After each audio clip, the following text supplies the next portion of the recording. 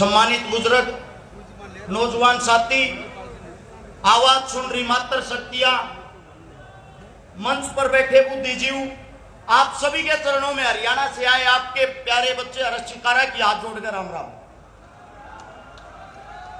आप सभी साथियों को राजनीति की आज वो कड़वी सच्चाई बताना चाहता हूं जो शायद ही कोई बता पाएगा।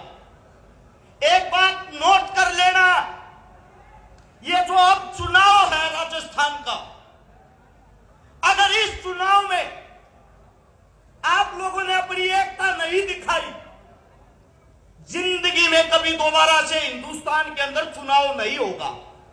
जो बीजेपी सरकार, भाजपा सरकार, जिसको आप लोग ये सोचते हो कि अगर यहां भाजपा आएगी आपका विकास करेगी, वो एक चक्कर जाके हरियाणा लगाया होना।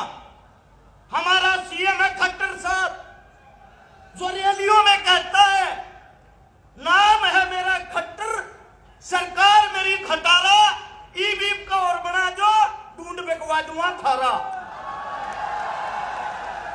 और इनकी पार्टी का सबसे बड़ा जुमलेबाज, उनके माहौल का यही नहीं पता कब रात 8 बजे लाइव आके बोल देंगे मित्रों अगर अमीर होना है मकान ही बेच दो। कब तक आप लोग इन झूठे ढकोसलों में फंसे रहोगे? याद करो वो दिन जिस वक्त हम गुलाम थे, उस गुलामी के वक्त किसान का, दलित का शोषण होता था, हमारी बहन बेटियों को हमारी आंखों के सामने पीटा जाता था, कुचला जाता था। आज भी इस वक्त आपकी इस कांग्रेस राज के सरकार में अभी एक वीडियो वायरल हुई थी, आप सबने देखी होगी, हमारी बहन बेटियों के साथ वही हालात आज किए जाते हैं। आप लोगों ने एक चीज सीख लेनी चाहिए, एक बार यहां सरकार कांग्रेस बनाती है, एक बार बीजेपी, दोनों एक ही थाली के चट्टे बट्टे हैं। एक बार वो खेलता है, दूसरी बार वो। आखिर आप सबसे पूछना चाहता हूं, किसान की, दलित की, मजदूर की सरकार कब आएगी?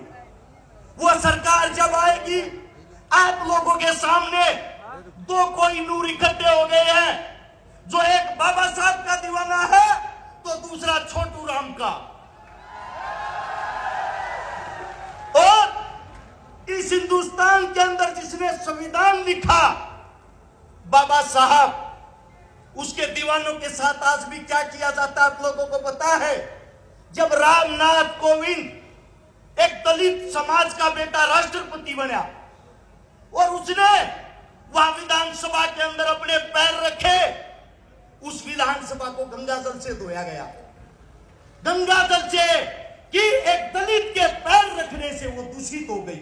आज भी दलित भाइयों के साथ इतना अत्याचार होता है, घोड़ी पे नहीं बैठने दिया जाता, मूछे तक नहीं रखने दी जाती। आज भी दलित बहन बेटियों को गलत नजर से देखा जाता है, बलात्कार तक कर देते हैं, रिपोर्ट तक नहीं लिखी जाती। आज बड़ी सभा के माध्यम से आप सभी को एक बात बता देना चाहता हूं, मैं एक हनुमान का सैनिक, इन दलित भाइयों की घोड़ी के आगे लट के जोर पर हम खड़े होंगे और हम देखेंगे उस घोड़ी को कौन रोकेगा। अब लड़ाई है किसान की, मजदूर की, दलित की, शोषित की, आदिवासी की, मूल निवासी की। इस देश के असली राजे तुम हो। तुम अपनी ताकत को पहचानो और इन हाथों को मजबूत करो। एक किसान जब खेत में जाता है, अपने साथ दो ही चीजों का इंतजाम करता है, चाय का और पानी का। केतली में चाय डालो और बोतल में पानी रखो। अब आप सभी को बता देता हूं, भाजपा टिकट बांट रही थी, आपस में कानाफूसी चल रही थी। साहब, हम तो चाय वाले के नाम से आपका प्रचार कर रहे थे, चाय को तो केतली में चंद्रशेखर डाल ले गया। आप सभी को बता देता हूं, ये अंतिम लड़ाई, अगर इस लड़ाई के अंदर आप लोगों ने अपनी ताकत नहीं दिखाई, इस लड़ाई के अंदर आप लोगों ने अपना जोर नहीं दिखाया। जीवन में आप लोगों के लिए आगे कोई योद्धा और कोई लड़ने वाला नहीं रहेगा।